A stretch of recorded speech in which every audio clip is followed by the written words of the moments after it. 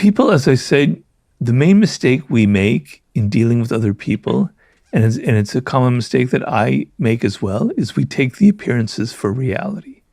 We take their masks for how they appear to us, for their politeness, for their smiles, for their saying, oh, I loved you, etc., for the reality. And we have to learn to look behind people's masks. We have to learn what's really, really going on behind them. And we have to learn some basics about human nature. People like to believe that they're essentially good, saintly, virtuous, however you want to do it. People want to believe that they're intelligent. You never want to feel like, I'm not stupid, I'm intelligent. And the other third thing is that they're willpower, that they're in control of their lives. They do things because they decided to do it. To make people feel insecure about their intelligence, right? To make them feel like they're not moral or they're not good. To make them feel like they do things not because they choose to, but because they were forced to or because they're not aware of themselves. They hate that. They're going to hate you. They're going to resent you. They're going to resist you.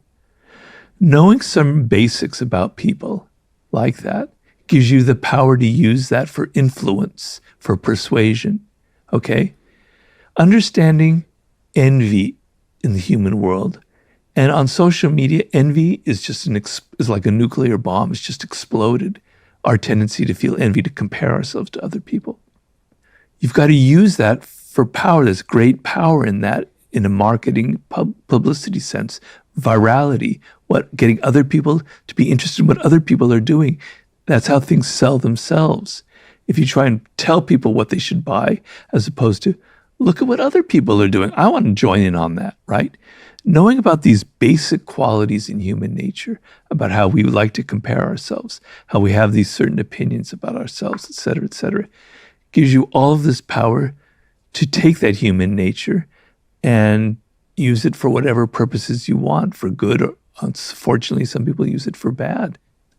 Do we have to lie to be successful? And I say this because through reading some of your work, I heard sentences such as, you should keep your true intentions hidden in social situations. You say a lot about kind of cloaking yourself in various ways. You talk about showing up as an actor, that sometimes we do need to show up as an actor in our lives. So in order to be truly successful, I know it's a little bit of a difficult question, but do we have to lie? Look, Stephen, being a human being means we lie, right? The moment you open your mouth and you speak, you are essentially not telling the truth. You know what doesn't lie? Body language, nonverbal communication, the way you smile, the look in your eyes. You can't lie about that. But children, 3 or 4 years old, are already learning to craft what they say to mommy or daddy to get what they want. They're very clever. They're very strategic, right? They know that if they say that what they exactly want, they won't get it. They learn to kind of whine and complain and put a certain tone in their voice and to be an actor. A social animal like we are actors in life. Get over this idea about guilting about it. I'm so sick of that. We are actors. We are descended from chimpanzees. Chimpanzees are consummate actors. Read the literature on that. They know how to deceive incredibly well, and they don't even have language to deceive, right? So we are actors. The moment you go out in the public, you're not telling people, oh, you're fat, you're ugly, your riding sucks, I don't like what you're wearing. You never do that. You're an actor. When you see your father, you act a certain way. When you see a little kid, you act a certain way. When you see a little kitty cat, you have a certain tone in your voice. When you deal with your boss, the person who pays for your podcast, I don't know if there is such a person, you act a different way. You're constantly changing who you are and how you are. One moment you're Robert De Niro, the next moment you're, I don't know what other actor you are, but you're changing your roles depending on who you're dealing with. I'm so tired of people not recognizing this fact that we are all actors, that we are constantly deceiving. Yes, there are differences, there are qualities of lying. I understand that. There's Donald Trump lying, and there's the lying of the everyday white lies in which we have to say certain things to get ahead, et cetera, et cetera. There are degrees, I understand that. And Some lying can be very harmful and very counterproductive in the end. But the moment you enter the world and the moment you open your mouth, you are in some ways already an actor, and you are already using forms of deception. Why can't we be our true selves? Because it would irritate people, because it would grate, you know? I don't know about you, but I appreciate politeness, right? I go somewhere and I know someone's being polite. I know that they're not necessarily meaning it, but it's nice, right? It's kind of smooth. It kind of makes everything sort of smooth. If people weren't polite, it'd all be grating and like two pieces of metal constantly hitting each other. It'd be so annoying. You'd want to kill yourself, or you'd want to kill people. You'd become a murderer, you know? Social life depends on that kind of smoothness, those interactions. So we need that to some degree. If we were just always telling people what we really thought, our world would collapse tomorrow. What about showing our weakness? I've got this quote from you that says, if you are weak and ask for little, little is what you will get. But if you act strong, making firm, even outrageous demands, you will create the opposite impression. People will think that you are confident and that it must be based on something real. You will earn their respect, which in turn will translate to real leverage. Well, it's about certain situations. So I don't want you to apply that idea to everything in life. And some people make the mistake when they read the 48 Laws of Power. They think, well, I'm going to use that everywhere. No, it applies to certain situations. So let's say you're negotiating. And I know I dealt with this myself. I'm actually a fairly timid person by nature, but I've learned to cultivate the opposite. So if you're negotiating a price for what you want for your time, for your services, and you're not very confident and you kind of ask for a little, that's what you're going to get, because people aren't going to, they're assuming that you're not really up to the task. You say, all right, $20,000 is enough. That's what they'll give you. But if you raise your price high and you say it with the right voice and you believe in it, they're going to go, wow, that person is confident. And if they turn you down, that's fine, because somebody else will give you that price. If you set your own value by what you believe about yourself. If you think that you're worthless, if you're not very good at it, other people pick that up. As you were talking, I was thinking about Adam Newman from WeWork, and this conversation I heard with him and the founder of SoftBank in the back of a taxi, where Adam Newman's asking for $1 billion. And then the owner of SoftBank, this very eccentric Chinese, very rich Asian man, goes, do you know what, Adam, the only problem with you is that you're not ambitious enough. And he writes him a check, I believe, for like $5 or $10 billion in the back of this taxi after something like 12 minutes of being with him. And I always thought about that and thought, Jesus, what if I just started asking life for way more? If I just multiplied all of these emails that I send and requests I make by 10, what would happen to my life over this course of 10 years? Well, yeah, you probably would have gotten a lot more than you got without asking for that. Because we're creatures that, as I said before, we look at the appearances of things. Look, it's very easy metaphor here. You go into a social situation like a party, and you go up to somebody who's kind of nervous and insecure and anxious. And I'm not criticizing that, because we all have insecurities. I have many of them myself.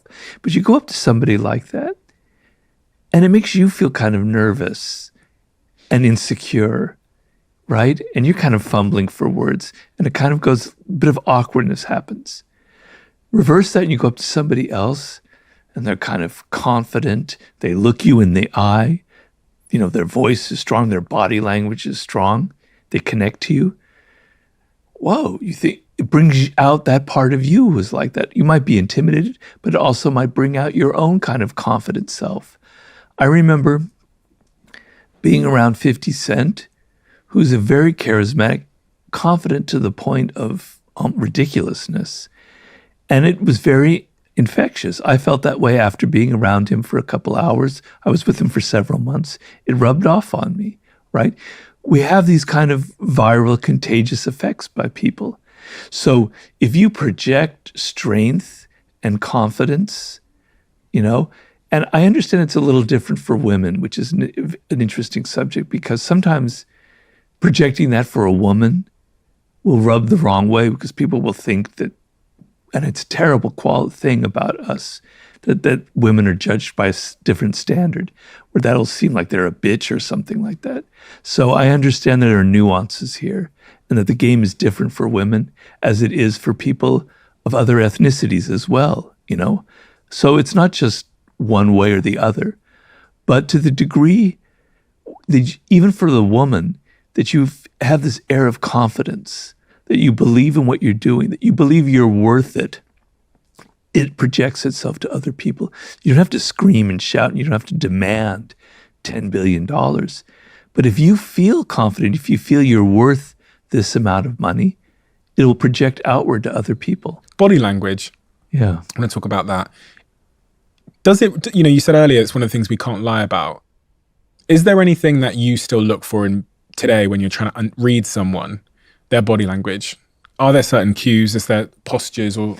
Well, you got to, in reading nonverbal communication, it's a different form of intelligence.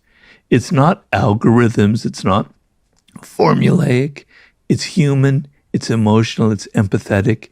It's a reading without words. It's attuning yourself to other people. So I attune myself to people's emotions, to the vibe that they give off in an overall sense. A gestalt is one thing that I like to do. So if I had to give it a word, I would say anxious, or I would have to say outgoing and extroverted, or I would have to say impatient or whatever. There's an energy that kind of defines them. It's a word, and that word is not precise, but there is an overall feel that I get from a person. And then I'm always looking at specifics. It's not like I'm sitting there consciously in my head going through a checklist. I'm just feeling certain things. And I'm feeling that the eyes are kind of dead. They're not engaging with me. And you can't put that into words, but you know the feeling. So when someone's looking at you, but they're not really looking at you, you know what that feels like, don't you? Mm-hmm. And a lot of psychopathic people, a lot of narcissists do that. So part of their face pretends to be interested in you. They are looking at you in the eye, but they're not really looking at you. They're thinking of something else. They're seeing in you what they can get out of you. They're seeing you as an object, right? Eyes are hard to lie. They tell you something. Now, actors, very skilled actors, can kind of create some of these impressions. But one thing that they can't fake is the tone in their voice. And actors will tell you that it's the hardest thing to actually consciously control. So the voice of a person tells you a lot about their confidence levels, tells you a lot about, how just about their general emotional tone, about their character, about who they are. It's very difficult to fake. And when it's hesitant, when it's like stammering, when it's not, you can kind of sense something from people's voice, and it's very hard to fake. And then the smile tells you 100 different things if you know how to read it. There's the authentic smile, which I'm not going to fake right now, but it lights up the whole face, like you really feel joy. You can't fake it. Your eyes go up, your cheeks go up, everything kind of connects together, right? The fake smile, Yeah, we've all seen the fake smile. Just when the mouth goes up and the rest of the face doesn't bother. Stephen, I really like you. You're wonderful. Most of the time, most smiles are fake, but you can kind of, when you see the genuine smile and you go, that's what caused the genuine smile, you should become aware of that. And then body language tells you a lot. Like, is somebody, when they're talking to you and you're standing up at a party, is their body kind of facing another direction while they're talking to you? Are they kind of looking out that way while they're talking to you? That means they're not really interested in you. They're not really engaged in you, right? Also, when you catch people by surprise and they don't have the time to put on a fake smile. I often tell people to do this. Like, there's somebody in your office, and you don't know whether they're a snake or whether they're actually genuinely your friend. You suspect it could go either way. You kind of approach them from an angle, right? And you surprise them, and you come up to them, and they look at you. And for a second, you detect what we call a micro-expression of disdain. And then they put on the smile. That micro-expression, which scientists, psychologists have studied, lasts for like less than a second, much less than a second. You have to be able to read it. But it reveals whether they actually like you or they're totally false. They can't fake it. So if you come straight on, they'll, oh, hi, Stephen, I love it, great to see you. They come in, oh, they kind of pretend, then they try and act, and you can get clues like that. There's so many ways to read body language. It's such a fascinating subject. I could go on for hours about it.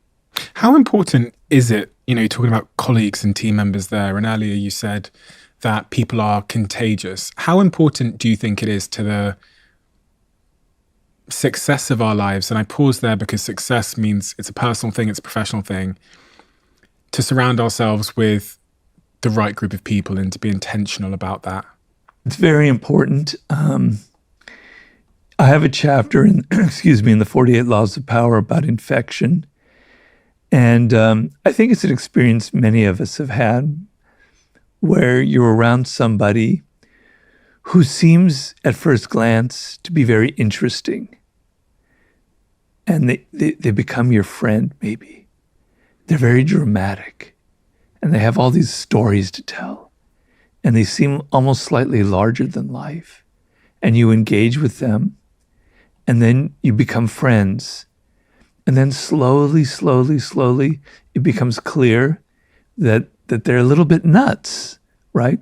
They're always talking about how this person screwed them, how that person screwed them, how this boyfriend or girlfriend was so awful and so nasty. You begin to realize, is this true? Or is it maybe they are the problem? But now they're your friend, and now you're emotionally attached to them. And now they have room to play all these kind of games on you, and all of their drama starts infecting you. And it's like, God damn it, I want to get away from this person, but I can't. They've infected you with their negative energy, and it gets under your skin. And so you have to avoid people like that. You have to read before you get involved with them that they are a drama queen or a drama king, because there are just as many men out there who have this quality. You have to see that they play the victim of everybody else, but actually they kind of bring it onto themselves. Some people are genuinely unfortunate. Bad things have happened to them, and it's not their fault. I'm never saying it's a misconception about that chapter, that you should avoid everybody who's unfortunate. There are people, and a lot of people out there, whose circumstances have made them, in their what's going on. It's not their fault, right? But then there are other people you have to recognize that the bad things that happen to them are things that they have brought on because they have this infecting power. It comes from a deep insecurity. You don't want them in your life. Being around insecure people will make you insecure. Being around confident people who kind of know what they're doing, who've got their act together, who are trying to make things and accomplish things. Because there's so many people out there who talk and talk and talk, but never do anything. Being around people who do things, who get things done, who've made a business, who've made this, that, or the other, they're gold to be around because they'll infect you with their positive energy. Frenemies. Yeah. Do we all have frenemies, and how do we spot frenemies? Well, hopefully we all don't have them. But in the Laws of Human Nature and in several of my books, I talk about the phenomenon of envy, which is a very, very powerful human trait. It has roots, very ancient roots. We know that in hunter-gatherer societies from thousands of years ago, envy was a real problem. And so they create all kinds of rituals to avoid envy, where the moment somebody in a tribe received a gift, they had to give it to other members so they wouldn't face envy. Because facing envy, you could be murdered for it. So you learned all of these rituals. And we've noticed that chimpanzees feel envy. You give one of the higher up chimps, because they're very hierarchical, a grape, And all of a sudden, all the other chimps are very wanting that grape as well, and they feel envy, and et cetera, et cetera. So it's an extremely human emotion. The thing that we don't realize, though, that the people most likely to feel envy, first of all, we all feel envy. We're all comparing ourselves to other people. I feel it all the time. Right now, I envy Ryan Holiday because he's, so 30 years younger. He's sold so many books. He's got all this great stuff. I know what envy is like. I feel it. We all feel small degrees of envy.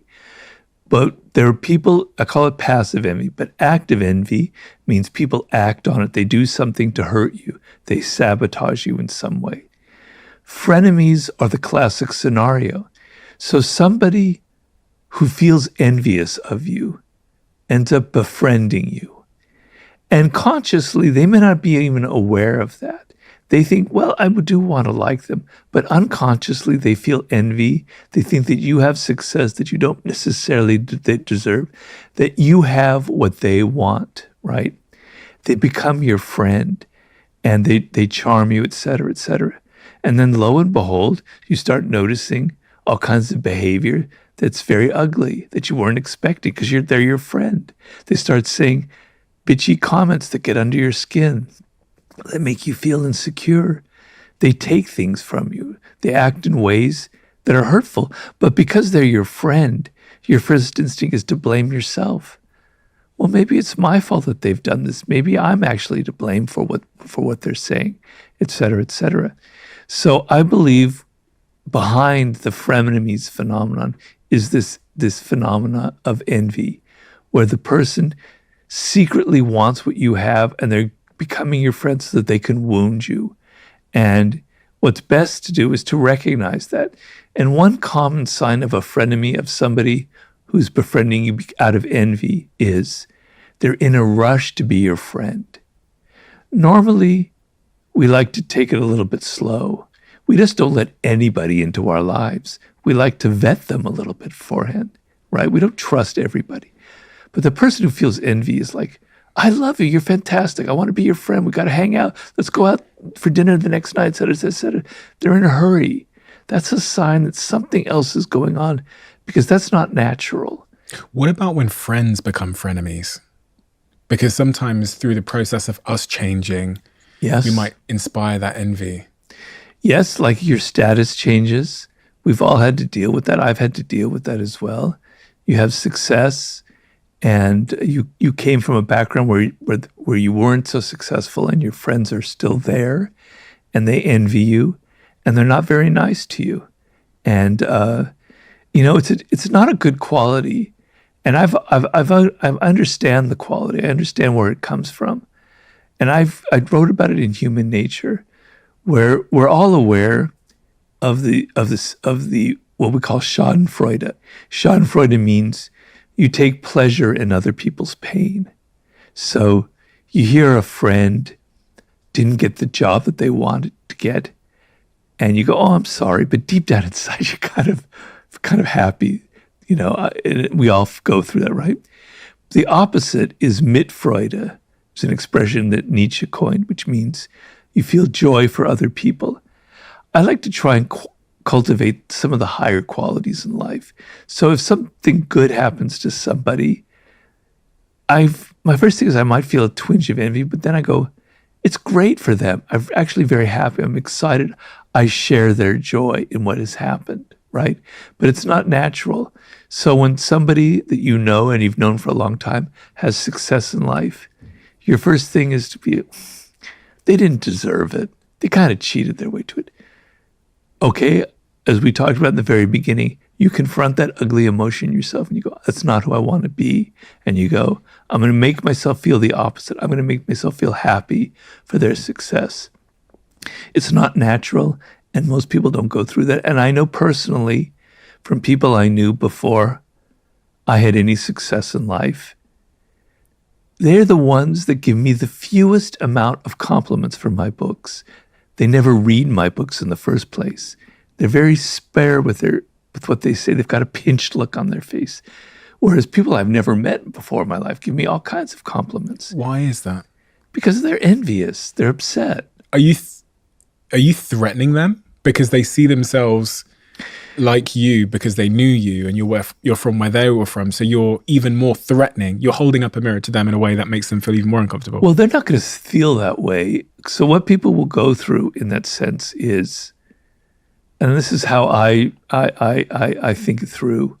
Oh, Robert sold himself out. He wrote a book that's evil, that's nasty, that's manipulative. I didn't think he was like that. I thought he was this nice person. Oh, I don't like his book is ugly. They'll go through that process. They'll stay my friend because we've had years and years together. It's very, very common. At least I know that. They do that with my books. Even though my later books aren't like the 48 Laws of Power, they still have it in the grain that this guy who used to be so sweet and nice wrote these nasty, evil, manipulative Machiavellian books. He sold out. What is it at the heart of the 48 Laws of Power that some people are triggered by?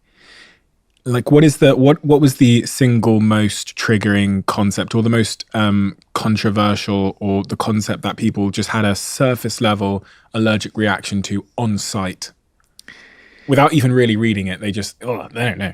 Yeah, they read the back of the book, they read the names of the laws, and they go, oh, that's ugly.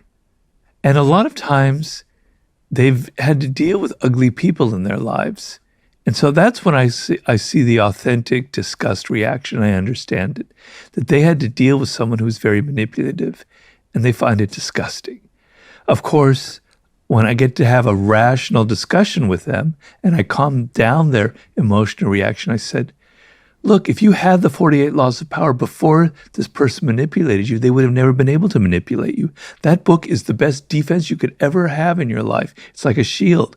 Once you've read it, you know all the tricks people are playing on you, right? They know they're posing as a friend and acting like a spy, right? They're concealing their intentions, et cetera, et cetera, et cetera. It's showing you all of these tricks. Okay, but that's when they calm down and are able to say that. But the idea that we're not angels, that we don't all have the best intentions in life, that I'm writing a manual, they think, for how to manipulate, how to deceive, how to con people, triggers people very much. A lot of people who've suffered in life, who've had a lot of pain, understand that there's irony in the book. They don't read it the same way. They read it knowing, yeah, I've had this happen. This is what people are like. I'm okay with it. I'm cool with it. And I must say, I don't know if this will come off wrong, but a lot of the readers who responded most positively to the 48 Laws of Power early on were African Americans, people like 50, people in the hip hop business, etc. They didn't have any illusions about human nature, about how good we are, because they've seen this side all throughout their lives, right? 50 said when he got into the record business, he was shocked at how political people were, how manipulative they were. So they weren't having that same reaction. They weren't having the guilty reaction like, oh, I don't want to read about that. Why do we even have to discuss that? That's not positive. That's not helpful. That's, I think, a lot of what triggered people. It's funny because I was speaking to a CIA agent recently, and he said something at the end of our conversation to me. He said, one of the things I've come to learn from being in the CIA is that I no longer believe that equality is possible. And he said equality, yeah, because that's just not the way that the human world works. And we all pretend we want equality. We all pretend we want everyone to be equal. But if you look at every game we play, whether we're politicians or we're business people or whatever, it's all about hierarchies and power and getting ahead. Even the sheer nature of being a politician is campaigning to get into a position of, objective power. And I wanted to know what you thought about that. Well, I mean, there's some truth to it in the sense of there's something in our nature that is hierarchical, that has deep roots in us. But I do believe in one form of equality, and that is everybody at their birth has the possibility for following the path that I talk about in Mastery, for being great, for fulfilling their destiny, for being the unique individual that they are at birth. So everybody is born with a DNA that will never be replicated in the past or in the future, right? There is a uniqueness about every person. And there's a uniqueness about your parents, about your background, about your early years, right? And that uniqueness is a seed that if you cultivate it and you use it and you know your purpose and you mine it for power. In mastery, one of the master I interviewed was a woman named Temple Grandin, who was born with severe autism. At the age of 2, she was about to be committed to a hospital for the rest of her life. She was like almost like in a walking coma. So for some reason, they got her a teacher to teach her language, and she started emerging a little bit.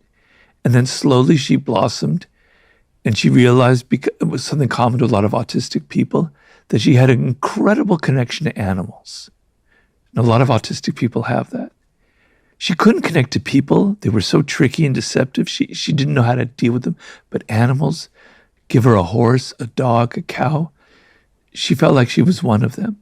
She ended up following that path and becoming a high-level animal behavioral scientist who, she was born with autism, about to be committed to a hospital, and yet she achieved incredible success in life as a scientist. I do honestly, and I'm not faking, I do honestly believe that everyone has that potential. But it's not equal in the outcomes of that. There are a lot of people, the majority of people don't follow that path. But I do believe everybody has that potential. Is that potential like objective greatness, or is it our own subjective greatness? I can become the greatest version of Stephen. Or do you believe that everyone could become great in the context of, the very best in the world, like, Steve Jobs? Or... No, they're not going to, you don't have to be the very best in the world. I mean, when Mastery came out, we were, the New York Times wanted to do a story about my house in the home section. Okay, well, why? But all right. I never get any publicity from mainstream media, so okay, fine. So I had to quickly upgrade my house because they were going to come over with photographers. And we got a man over to do the tile work on my patio, which looked like hell. And I told people, this guy was a true master. He wasn't like making 6 figures. Nobody would ever write an article about him. He will die and no one will ever know that. But I could see in the quiet quality and how well he understood it and the care that he took in it and how much he enjoyed, creating a beautiful effect with tile work, that he was a master. It doesn't have to be the best ever. You don't have to be famous and successful. There are grades of this. There are degrees of it. Some people, it's just being a great parent. They're very social. They're very empathetic. And they're not maybe going to become an extremely successful finance person, but they're really good at raising their children, and they put a lot of effort and care into it. That's fantastic. You don't have to be famous. You don't have to be Steve Jobs. There are levels of it, right? But the sense of this was what I was meant to accomplish, and I'm following it, and I'm happy what I do. I feel fulfilled by my work, and I can go on doing it. I take it seriously. I care about it. I do believe that anybody can have that level of power in their life. I think I struggle with that, if I'm being honest. Yeah, please. On a personal level. I struggle with enough being enough. And also, I think I've grown up in a generation where there's so much comparison everywhere we look, when we open up our phones and Instagram, that you kind of always are led to believe that you're not quite there yet. Now, I've contended with the idea that maybe that's a good thing because it drives you forward. It's that pressure you described. It's that creates that urgency, that desperation. So maybe I should never believe I'm there yet. But then also I wonder, am I going to defer happiness off into the future because I think it's behind some kind of accomplishment or job title or, success in my life? And, when I hear about that tiler, I go, that person that was tiling your patio, I'm really jealous because they sound content with much less than would make me content. What is the correct answer? Is it to be the happy tiler who's tiling the patio, or is it to be the impatient Steve Jobs, that striving for the personal computer? Well, it depends on who you are. We're all individuals. We all have our unique energies. It's the fact that you engage, you love, that you're emotionally connected to it, that it gives you a sense of fulfillment, that you're not looking over your shoulder, oh, I could be doing this instead. I'm fine with that. It doesn't have to be the Steve Jobs who's continually dissatisfied, who's Faustian, who always has to have more. I'm not against that either. I don't know why we have to be so judgmental.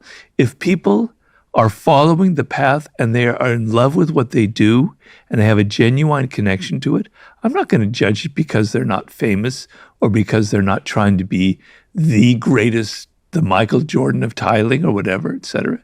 I think it's fine. And you're not happy. You want to crush it. You want to have the #1 podcast. That's fine as well. Why can't we have, that kind of diversity in our world? The most important thing for both those types of people, the people that have that sort of insatiable sense of ambition, but also the people that are content with whatever they're doing in their lives, from what I heard there, is they both love what they're doing, and they both have those core components that you described earlier. Like, they both feel the challenge in their work still. And that challenge might be, okay, I'm going to do a bigger patio today, or it might be, I'm going to launch $1 billion business tomorrow for someone else. And it's really about those core components of like challenge, meaning, purpose. Yeah. Yeah, because what you don't want is you don't want to be in your 50s, in your 60s facing death, because your days are numbered. Who knows how long you're going to live? And you're going to go, damn it, I could have done something with my life. When I was a child, I had these dreams. I thought I was going to be really great at it. And I never realized it. I went off on these other paths. I was lost. I thought I was happy, but I never really fulfilled any of those childhood dreams or those fantasies. It's a terrible, terrible feeling, and I want people to avoid that.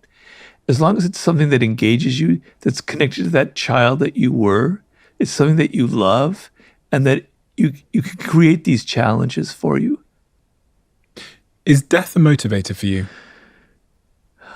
Well, it certainly is now, because my days are literally numbered. You reach a certain age and you can literally count the numbers of the days that might be left to you.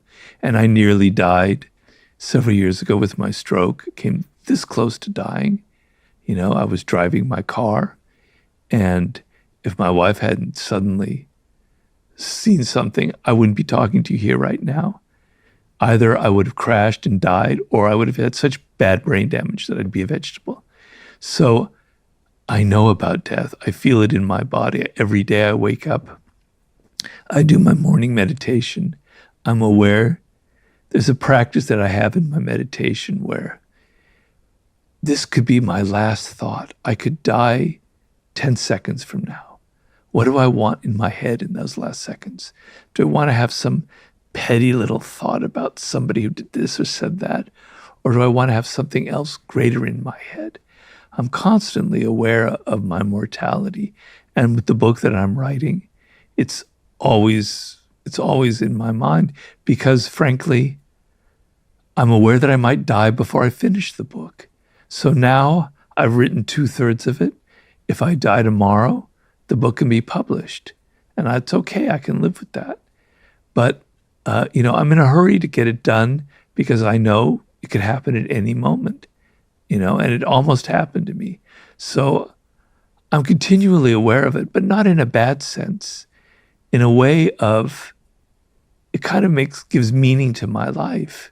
It makes me aware of how, valuable each moment is, and how things that I look out my window, I see people doing things that I can't do anymore. And I go, they take it all for granted.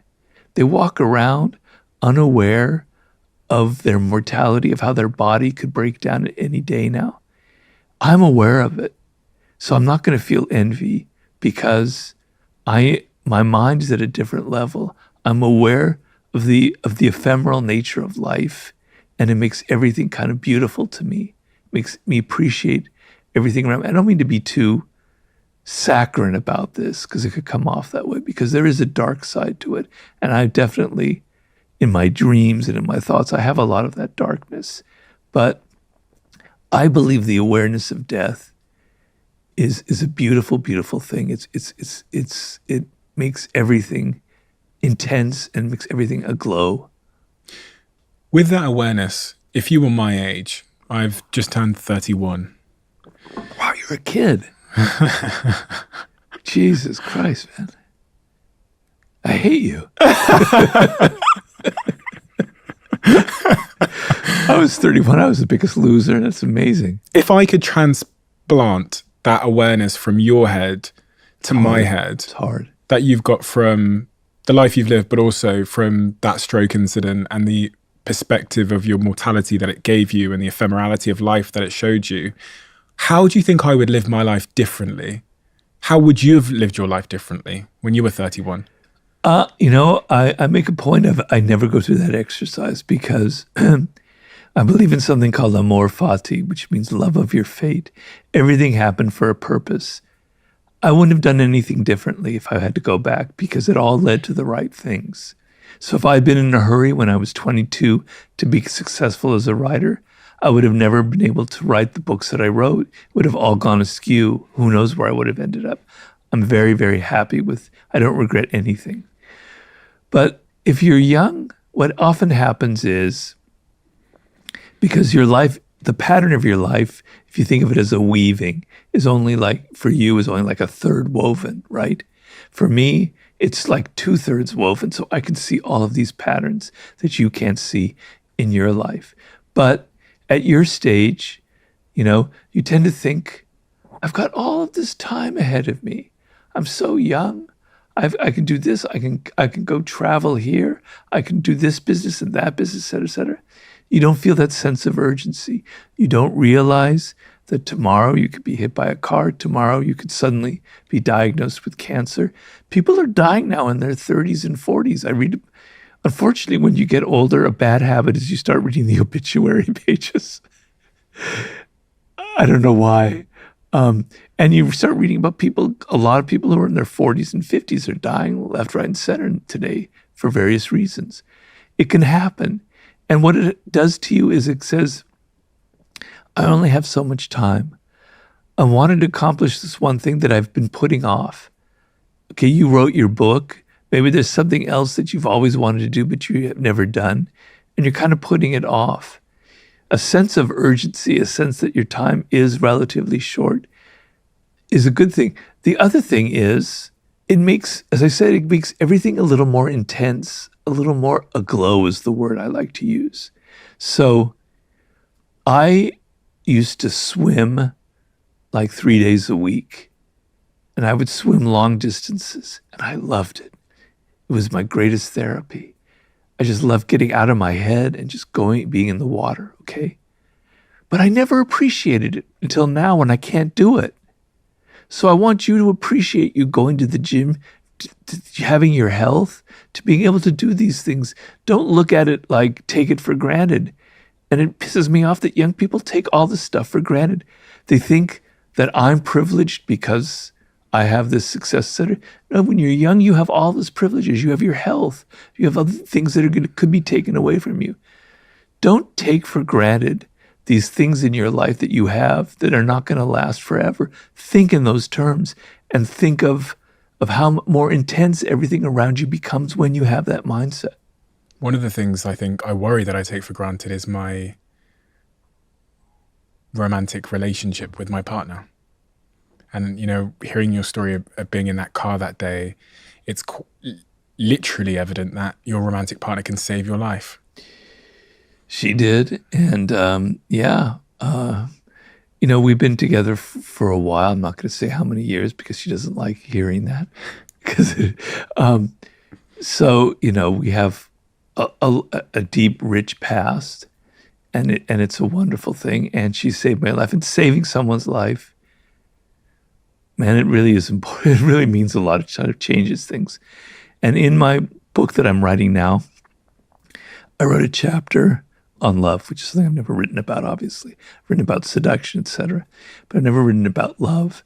And I wrote about the sublime quality that you can have when you allow yourself to go deeper and deeper and deeper into that falling process, where you get rid of your ego, you get rid of your defenses, you get rid of all the resistance, and you just let yourself fall, fall, fall, fall, fall, and you connect to someone on that deeper, deeper level.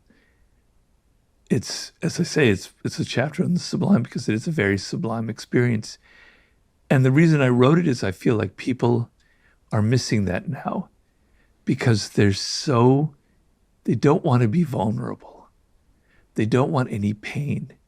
And falling for another person and letting go of your defenses opens you up to pain, right?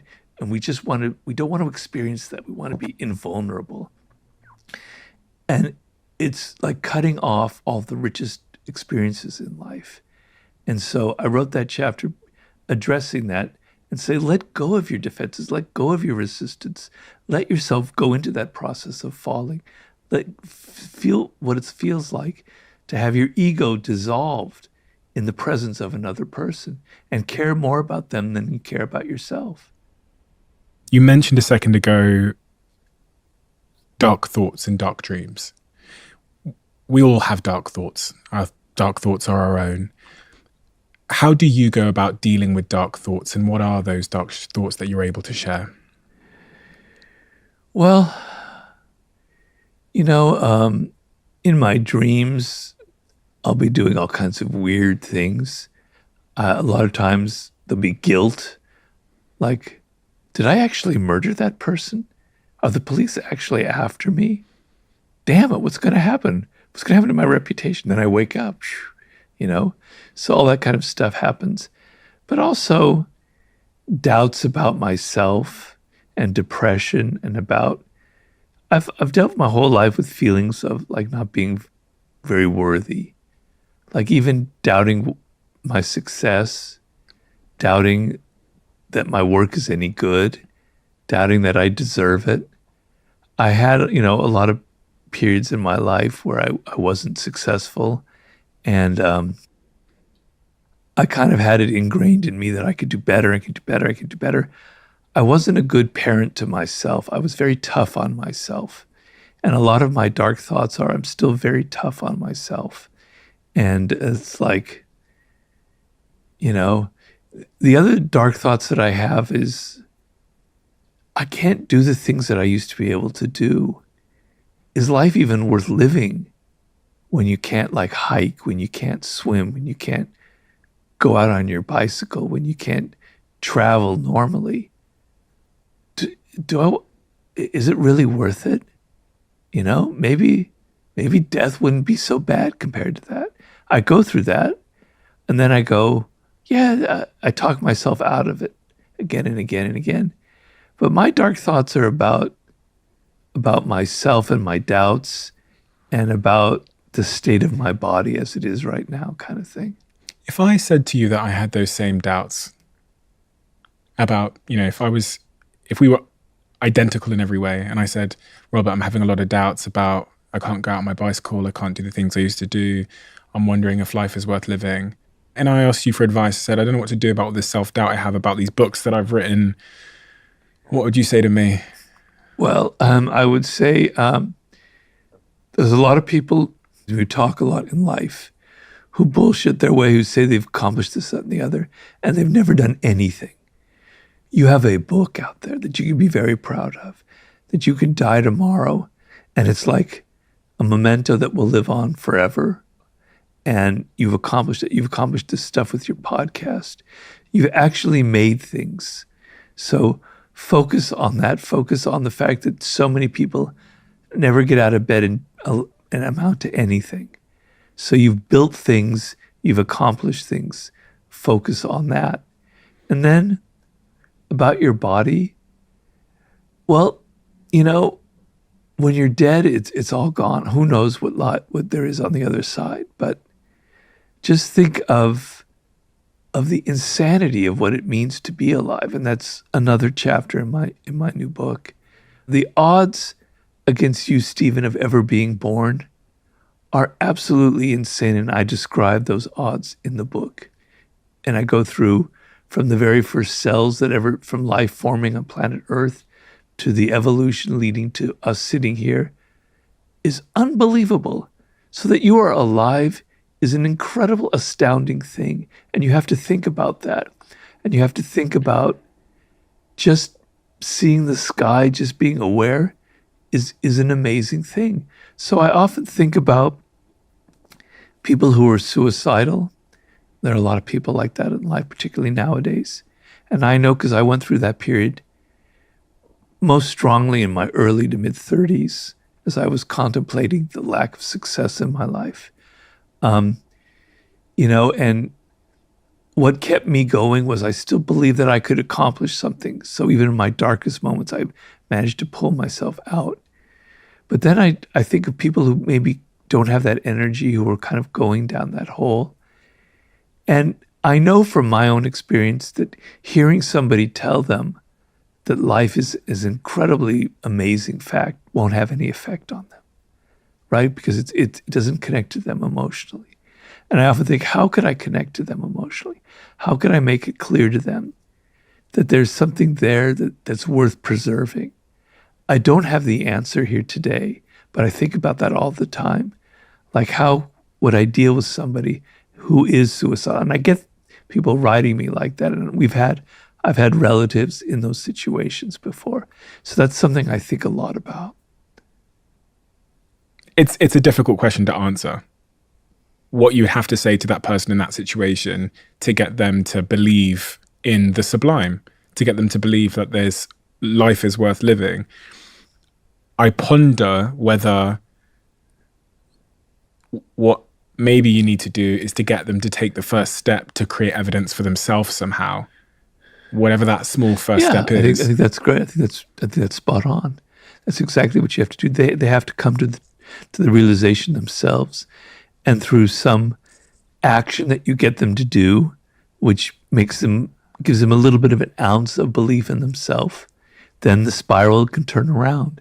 So I think you're right. It has to come from them, and it has to come from something that they actually do. All the talk in the world won't really help them. What that is something that I would like to think about, and it depends on the individual. But I think that is the way to do it. You're writing this book at the moment called The Sublime, right? Are you writing that book because of the situation you found yourself in after having the stroke and going through that journey of saying, why is life worth living, and going in search of the sublime that we all have inherently? Well, to be honest with you, about 20 years ago, I had the idea for the book. I read a book on the subject, and I got excited about it because they were explaining it as it's a kind of experience that's very hard to verbalize, that goes outside of what we normally experience. And I got very excited by the idea. And I planned to write that book. And then after war, that was going to be my fourth book. And my agent was getting all prepared to sell it. And then I got hooked onto 50 Cent. And I did that book instead, and I put it on the back burner. And then Mastery came up, and I got hooked onto that. And suddenly it kind of got pushed aside. And then in Human Nature, first of all, the last chapter in the 50 Cent book is on the sublime. It's about death and what 50 and facing it. Then the last chapter in Human Nature is about the sublime. It's about death and mortality. And the irony is that 2.5 months after finishing that chapter in the book, I nearly died. But what I had planned originally was I was going to go to the Gobi Desert and walk across the Gobi Desert. I was going to go swim with whales, literally whales, in New Zealand. I was going to go to Tierra del Fuego. I was going to have all of these sublime experiences and write about them.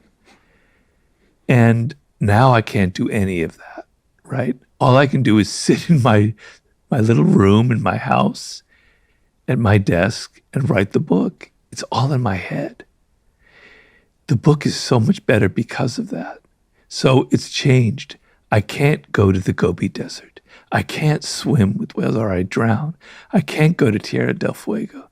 I can only sit in my office, look at the birds, go through the books that I'm reading, and write the book, keeping in mind other people and what's going on in the world in their life and my limitations. So ironically, the book has become better because I had to go through this experience. But nearly dying was going, little bells were going off in my head. All right, it's time to write that book. You're not putting it off any longer.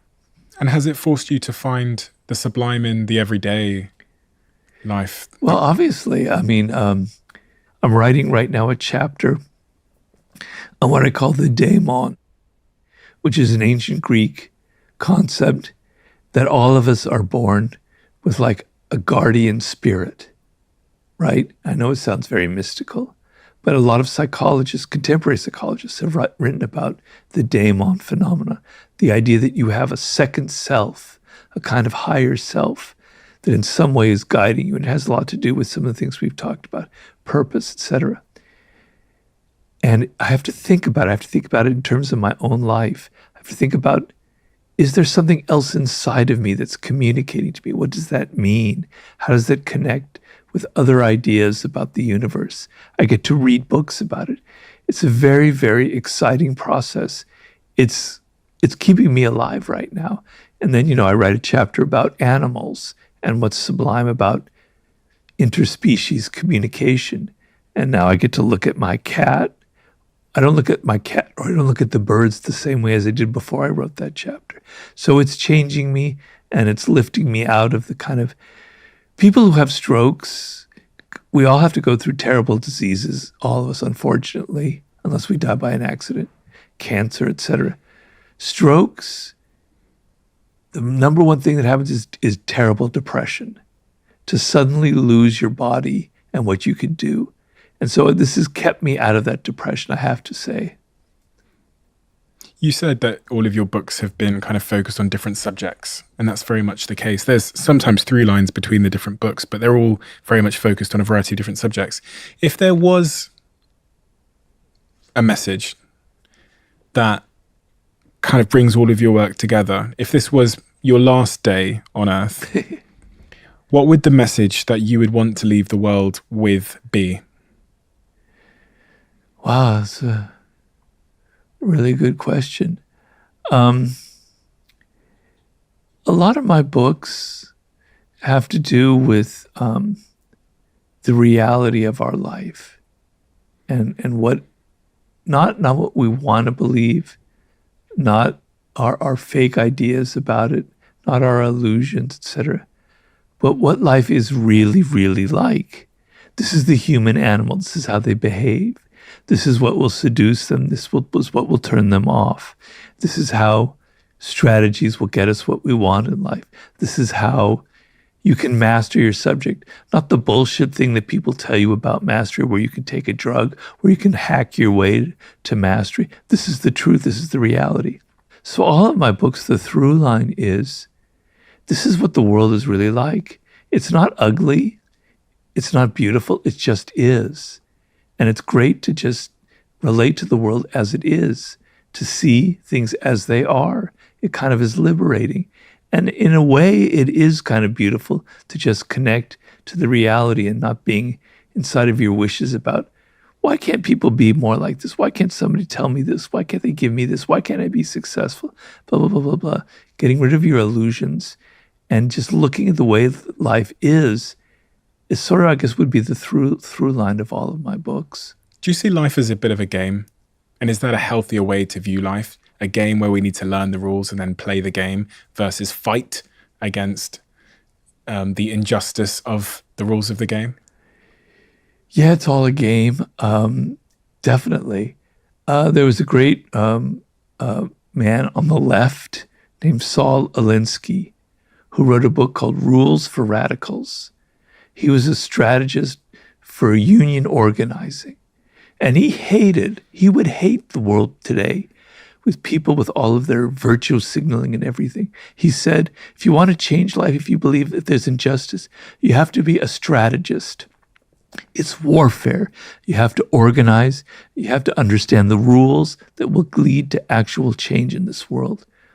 And whenever you enter the realm of rules and strategy, it is like a game, And so, yeah, I believe that. And I believe people with all their moralistic ideas who think just because they believe something is right, that it will get what they want.